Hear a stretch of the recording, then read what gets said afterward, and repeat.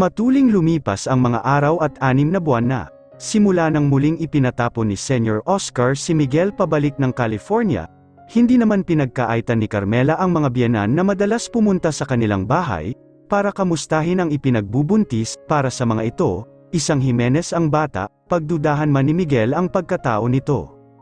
Plano noon ni Mang Benigno na umalis na sa pagiging katiwala sa palaisdaan, ngunit hindi pumayag ang mga amo. Napag-isip-isip naman ng una na wala namang problema ang anak sa mga biyenan, kaya hinayaan ang mga ito na dalawin si Carmela na kasalukuyang mahigit 7 buwan ang buntis.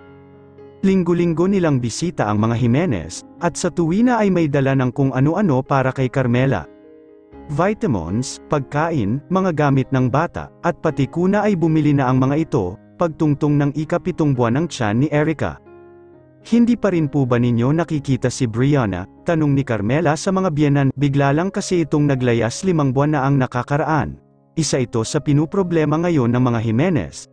Ayon sa ginang ay wala naman sa California si Brianna, kahit ang mga kaibigan na si Mariel at Cindy ay wala ding alam. Dahil wala naman daw nabanggit si Brianna na kung anong problema para mag-udyok dito na maglayas. Oh, siya mauuna na kami ng daddy mo. May aasikasuhin pa siya doon sa Manukan at idinaan lang namin ang kuna. Utusan mo na lang si Pisyo kung may kailangan ka. O di kaya ay si Balae, palagi kang mag-iingat ha. Aba, sabi ni Balae ay hindi ka pa rin maawat sa mga gawain, kawawa naman ang apo ko. Nakangiti ang ginang bago lumabas, ang asawa nitong nasa palaisdaan kasama ang amang si Benigno. Matuling lumipas ang mga buwan at isang araw habang bisita ang mga buyer ng tilapia at bangus, ay biglang humilab ang tiyan ni Carmela, napangiwi siya sa sakit at parang may malagkit sa kanyang puwerta, kaya dali-dali siyang nagbanyo. Iihi dapat siya pero nakita niya ang bahid ng dugo sa panty, ay kaagad na sumasasal ang kaba sa dibdib. Di yata at manganganak na siya? Dali-dali siyang lumabas sa banyo at kinuha ang bag na inihanda na niya para sa panganganak. Bumaba kaagad siya at tinawag ang ama. Tay, halika na at magpunta ng hospital, mangganganak na yata ako, paalam sa ama. Sa narinig ay kumaripas ng takbo si Mang Benigno palapit sa anak. Masakit na ba anak? Tiisin mo muna at ipapatawag ko si Pisyo. Nanginginig nitong binunot ang keypad na cellphone mula sa bulsa at idinayal ang numero ni Pisyo. Hello Pisyo, madali ka. Pasabihan ang mga Jimenez na manganganak na si Carmela. Ha, ay sige, salamat. Binaba na niyang tawag at tiningnan ng anak. Papunta na daw dito ang mga biyenan mo para sana ay dalawin ka. Parang manok na di mapakali sa kaba si Mang Benigno. Relax tay, ako ang manganganak hindi ikaw. Natawa si Carmela sa mukha ng ama. Sige pagtawanan mo ako anak, tingnan lang natin kung sino ang hindi iiyak mamaya pag iire ka na. 10 minuto lang ay humimpil ang sasakyan ng mga Jimenez, hindi na bumaba ang mga biyenan ni Carmela, bagkus ay binuksan na lang ang pintuan at hinintay na makasakay ang mag-amang Ocampo at Lamarga na. Habang nasa biyahe ay panay breathing exercise si Carmela, 20 minutos pa kasi ang biyahe papuntang San Felipe General Hospital, kung saan nakatakdang manganak si Carmela. Hinawakan ni Señora Hilda ang mga kamay ni Carmela na parang sa ganoong paraan, ay maibsan ang sakit ng paghilab ng tiyan ng manogang. Konting tiis na lang Carmela, ang pagpapalakas ng loob ng ginang sa manogang. Pagkarating sa parking lot ng hospital ay kaagad silang sinalubong ng wheelchair, na itawag na pala ng biyenang babae ni Carmela ang nakatakda niyang panganganak.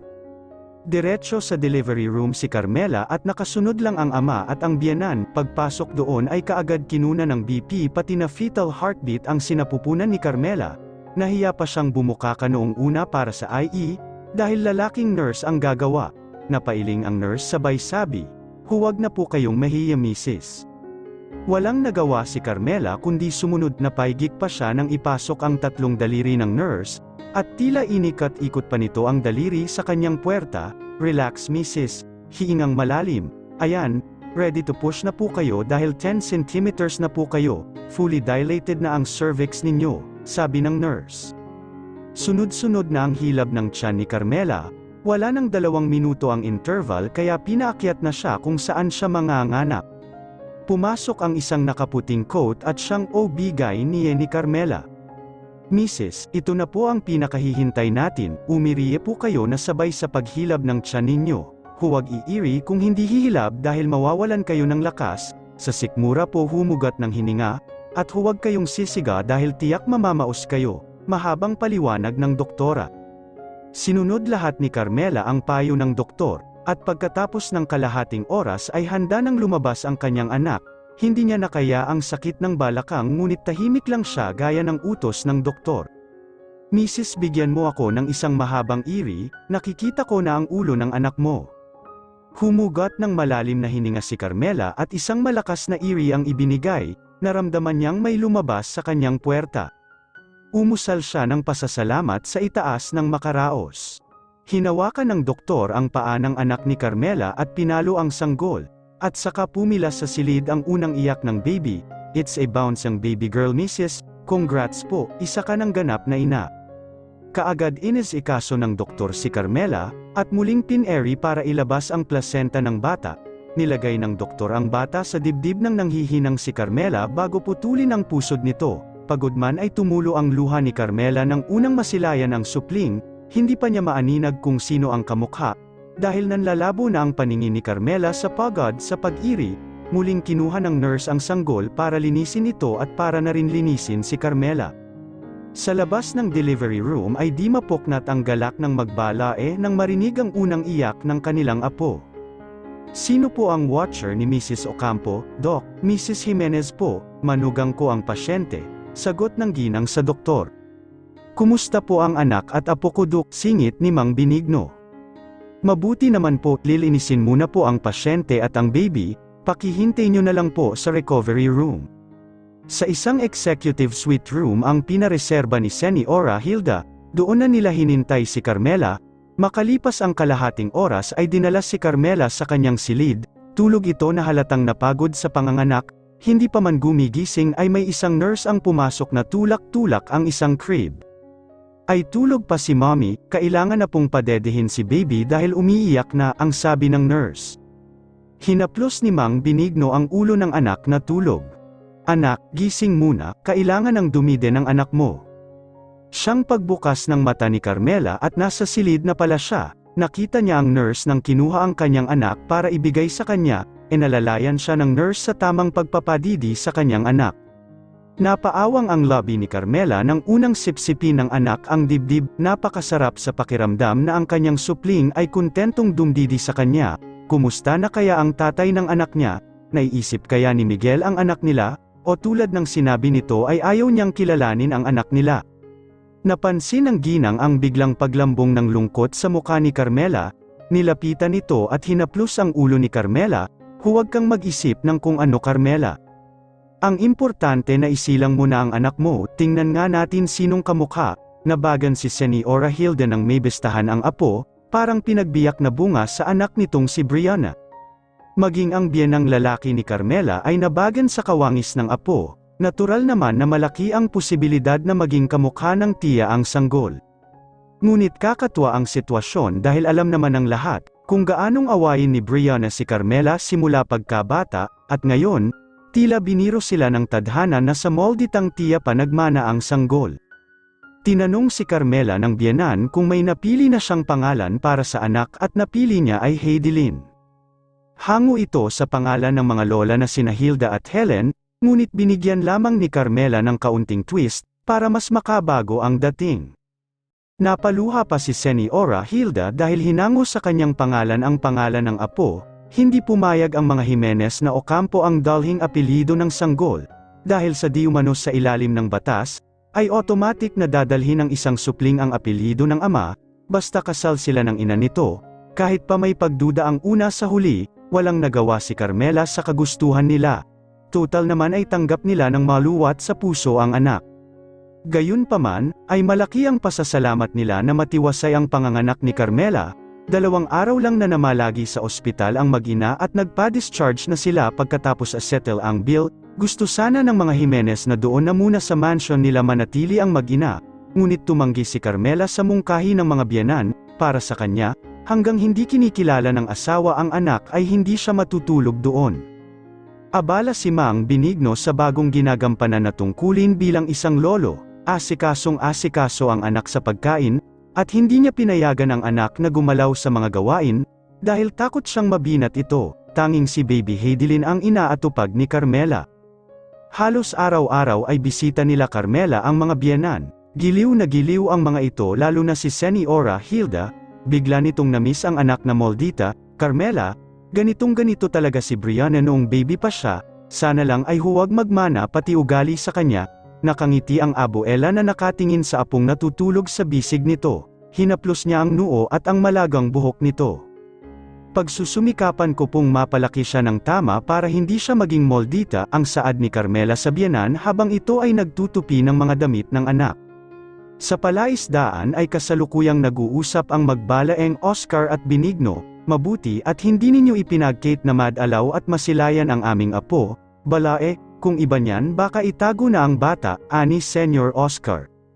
Kung ako lang ang masusunod Senyor, gaya ng naunang plano ay magpapakalayo-layo na lang sana kaming mag-ama. Seryosong sagot ni Benigno sa amo, kaya lang ay ayaw naman kayong idamay ni Carmela sa tampo niya sa asawa niya. 4 years later, bumalik ka ditong bata ka, sigaw ni Mang Benigno sa napakalikot na apo. Hiningal na ang abuelo sa kakahabol sa pasaway na apo. Nang buhat sa kusina ay lumabas si Carmela na abala sa pagluluto. Anak, makinig kay lolo, iyon lang ang sinabi ni Carmela at kaagad tumigil sa pagtakbo ang 4 na taong gulang na si Heidelin. Nilapitan ito ni Mang Benigno at pinunasan ang mukha at likod na tigmak na ng pawis. Napakamaalagang abuelo nito sa apong makulit. Si Heidelin ay parang buntot ng lolo nito na kahit sa pagpapakain ng mga isda ay nakasunod. Sa edad nitong 4 na taon ay napakamausisa nito sa mga bagay-bagay. Minsan ay nauubusan na ang abuelo ng isasagot sa walang katapusang tanong nito. Opo inay, napanguso ito na lumapit sa inang kasalukuyang abala sa paghahanda sa kanyang ika-4 na kaarawan. Inabot ang isang piraso ng lumpia at nang sana ay isusubo na ay nagsalita ang ina. Ops, naghugas ka ba ng kamay, galing ka pa naman sa labas, paalala ng ina sa anak na parang pusang nahuli na ng uumit ng ulam. Ay hindi pa inay, tinaasa ng kilay ni Carmela ang anak. Nakaintindi naman ito at sumakay sa maliit na bangko para maghugas ng kamay. Pagkatapos noon ay binigyan na ng ina ng isang piraso ng lumpia ang anak. Umupo na ito sa bakanting silya, habang pinagmamasdan ang inang naghahanda ng mga pagkain, para sa maliit na salo-salo para sa birthday nito. Inay, huwag niyo pong iimbitahin si Mildred sa birthday ko hindi kami bati, sumbong nito sa ina. Napataas ang kilay ni Carmela sa sinabi ng anak, at bakit hindi kayo bati, siguro inaway mo siya alam ni Carmela na may katigasan din ang ulo ng anak, kaya minsan hindi sila nagkakaintindihan ng mga kalarong bata nito. Sabi niya kasi inay, sabi daw ng nanay niya, ayaw niya sa akin kasi putok sa buho daw ako, wala daw akong tatay, tapos malandi daw kayo. Dire-diretsyong sabi nito sa inang nabagan sa narinig mula sa anak, parang wala lang kung sabihin ng anak ito, dahil nga naman musmus pa ito at walang kamuwang-muwang sa mundo. Ang tinutukoy nitong Mildred na kalaro ay anak ni Rodora sa pagkadalaga. Bali-balitang ang ama ng anak nito ay isang Hapon na nakilala nito sa Manila, nang magbakasyon ito doon sa tiyo nitong kapatid ni Mang Artemio. At siya pa talaga ang malandi, may asawa naman siyang tao. Iyon nga lang ay inabando na nga naman siya, malakas ang loob nitong manghusga sa kanya, dahil na rin alam ng ina nitong dalahira ang naging kaganapan, mahigit 4 na taon na ang nakalipas. O siya, hindi na muna natin papupuntahin sa birthday mo, kaunti lang din naman ang handa natin, alo sa anak. Siya nga naman apo, biglang singit ni Señora Hilda, kaagad na tumayo si Heidelin para magmano sa abuela, at niyakap din ito ng lumuhad ito para yakapin siya. Namiss ni Lola ang apo kong maganda, happy birthday apo. Mamaya na ang regalo ha, kasi binabalot pa ni Yaya Adela. Talaga Lola, may regalo ako, yehey. Masiglang lumabas sa kusina si Heidelin para salubungin ang abuelang si Senyor Oscar. Tama ba ang narinig ko Carmela? At sinong lapastangan na magulang ang magtuturo ng ganoon sa isang paslit, bakas sa mukha ng ginang ang pagkairita sa narinig na insulto sa apo. Si Rodora po, iyong anak ni Mang Artemio at Aling Vilma na dating kasambahay sa mansion ninyo, kalmado lang na sagot ni Carmela sa biyenan, ayaw niyang magpahalata na nasasaktan siya sa mga naririnig, at baka ano pa ang gawin ng mga biyenan sa mga tauhan nito. Makikita ng Vilma na yan, hindi niya nadisiplina ang anak niya, at apo ko pa talaga ang pinuntiriya niya. Pwes, sa gagawin ko, tingnan ko lang ko hindi niya itikom ang mabaho niyang bunganga, may galit ang tono ng pananalita ng abuelang nasaktan para sa apo. Lumabas ng kusina si Señora Hilda at may ibinulong sa esposo, maging ito ay mukhang nagalit sa nalaman. Naging abala ang sinumang kasambahay ng mga Jimenez sa paggayak sa silong, para sa pagdarausan ng munting birthday party ng apo ng mga amo, kanya-kanya silang sabit ng mga balloons at banderitas. Nagulat ang lahat nang biglang dumating ang isang hindi inaasahang bisita. Nang makita ang dumating ay biglang tumalilis si Heidelin, kaagad itong nangunyapit sa hita ni Miguel at tiningala ito.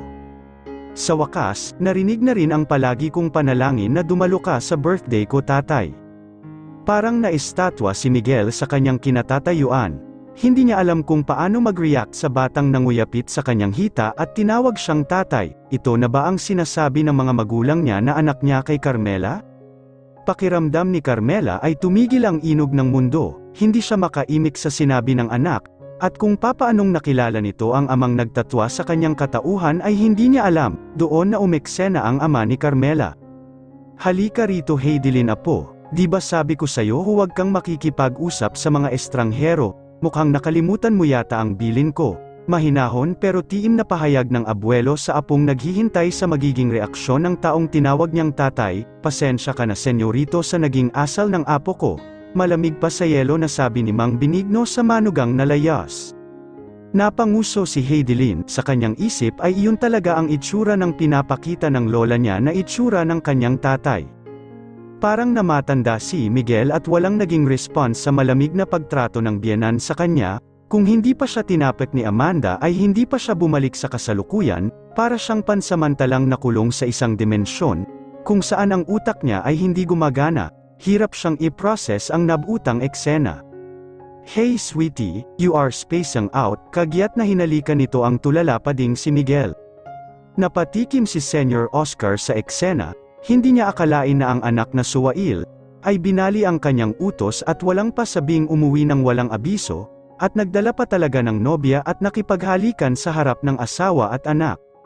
Si Mang Benigno ay kinarga ang apo at iniakyat ito sa loob ng bahay nila, pakiramdam niya ay makakapanakit siya ng tao kung magtatagal sila sa silong, kaagad niyang ibinaba ang apo sa sala at isinara ang pintuan.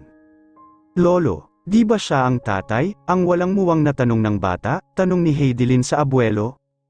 Walang anumang salita ang namutawi sa lobby ng abuelo. Bakas sa mukha ng apo ang lungkot nang hindi man lang ito nakuhang hawakan ng taong inakala nitong tatay niya, parang pinipiga ang dibdib ng abuelo sa awa sa anak at apo, gusto niyang maghurumentado sa padalos-dalos niyang desisyon. Sinisi niya ang sarili sa naging miserableng buhay ng kaisa-isang anak at nadamay pa ang kanyang apo. Samantala, sa silong ay nagtagisan ng tingin ang mag-amang Jimenez, kaagad na inundayan ng suntok ni Senior Oscar ang anak. Sadsad si Miguel sa lupa at hawak kaagad nito ang sikmurang sinuntok ng ama. Ang kapal ng mukha mong magpakita sa kaarawan pa mismo ng apo ko, hindi ko sinabing umuwi ka ng Pinas, sinasagad mo talaga ang pasensya ko, at nagbitbit ka pa talaga ng babae mo, hindi mo na iginalang ang magina mo, namumula na sa galit ang ama sa anak.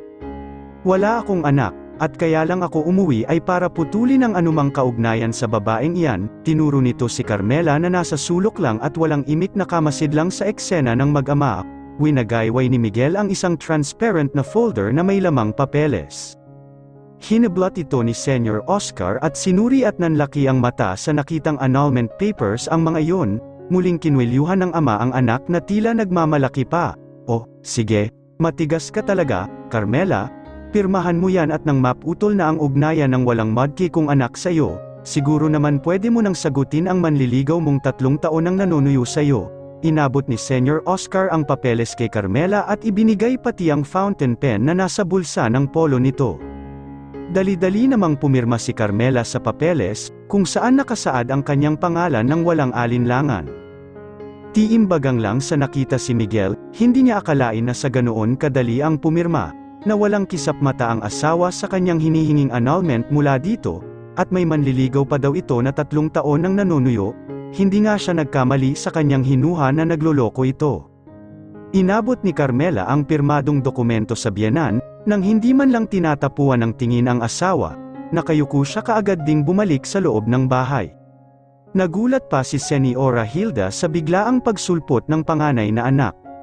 Nagbanyo lang siya at ito na kaagad ang nadatnan niyang eksena, napataas ang kilay niya nang may makitang isang tila supermodel na kasama ng anak, aba, ang walang biyong anak at nagdala pa yata ng nobya, isang malutong na sampal ang sinalubong ng ginang sa anak, at kaagad din itong tumalikod para sundan ang manugang at apo sa bahay ng mga ito. Nakuha mo na ang gusto mo, wala ka nang babalikan, ituring mo na rin kaming patay ng mami mo. Dahil katumbas ng papeles na yan ang mamanahin mo, at ang kaugnayan mo sa pamilyang Jimenez, mabubuhay ka naman since may maganda ka namang trabaho sa California. Iyon ang huling sinabi ng ama bago tinalikuran ang anak na napatulala. What's happening, sweetie? I thought your parents knew about our plans. Naguguluhan din si Giselle sa mga nasaksihan kani-kanina lang. Let's talk about it later, okay? Ang matamlay na osel ni Miguel dito. Umalis ang magkasintahan doon sa mga Ocampo at tinungo ang mansyon ng mga Jimenez. Sa sala nila Carmela ay wala silang imikan, nahihiya ang ginang sa naging gawi ng anak, gayunpaman ay patuloy pa rin ang nakatakdang selebrasyon ng kaarawan ni Heidelin. Tuwang-tuwa ito nang may dumating na 3-tier cake at may kasama pang mga lobo at mga stuffed toy, saglit na nakalimutan nila ang eksena kani-kanina lang at nagpatuloy sa selebrasyon.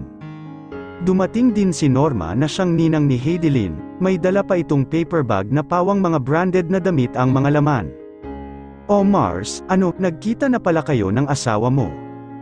"Hindi ko na siya asawa, pumirma na ako ng annulment papers kanina," matamlay na sagot ni Carmela sa kaibigan ng nag-uusisa. "Ay tangi, dapat humingi ka ng danyos," osek ni Norma. "Nako, mabubuhay ako nang hindi umaasa sa yaman nila no, lumaki ang inaanak mo na wala siya." Kung sa bagay, matiwasay na natapos ang kaunting salo-salo at pagkatapos ay nakatulog si Heidelin sa sobrang likot nito kanina, nagpaalam na ang mga Jimenez na uuwi at nagsabing babalik na lang kinabukasan, para sa karagdagang regalo nila para sa apo. Habang tulog ang anak ay napaisip si Carmela kung tama ba ang pagpirma sa annulment papers na ibinigay ni Miguel, pero dinig niya kanina na di pa rin ito kinikilala ang anak, patunay na ang sabi niya ay wala siyang anak. Hindi namalaya ni Carmela na pam-atak na pala ang luha niya, at nalaglag pa yun sa pisngi ng natutulog na si Heidelin. Biglang pumasok sa silid ng mag-ina si Mang Benigno, nahuli ang anak na pinahid ang pisngi nito, nasasaktan nito sa mga pighati ng dulot ng manugang pero suportado nito ang pagpirma ng anak sa annulment papers kanina. "Sige lang anak, ibuhos mo ang iyong luha at bukas huwag mo nang iyakan ang taong walang kwenta, pagtutulungan nating palakihin ang apo ko na hindi niya mararamdaman na wala siyang ama, bubusugin natin siya ng pagmamahal para hindi na siya maghanap pa ng kalinga nito." Humagulgol si Carmela sa balikat ng ama, sa halos 5 taon, ay ngayon lang niya nadama ang walang kasansakit na damdamin, naaawa siya sa anak kanina nang hindi man lang ito magawang hawakan ng ama. Pinagsisihan niyang ipinanganak si Heidelin, hindi dahil hindi niya ito mahal, kundi dahil hindi niya maibigay.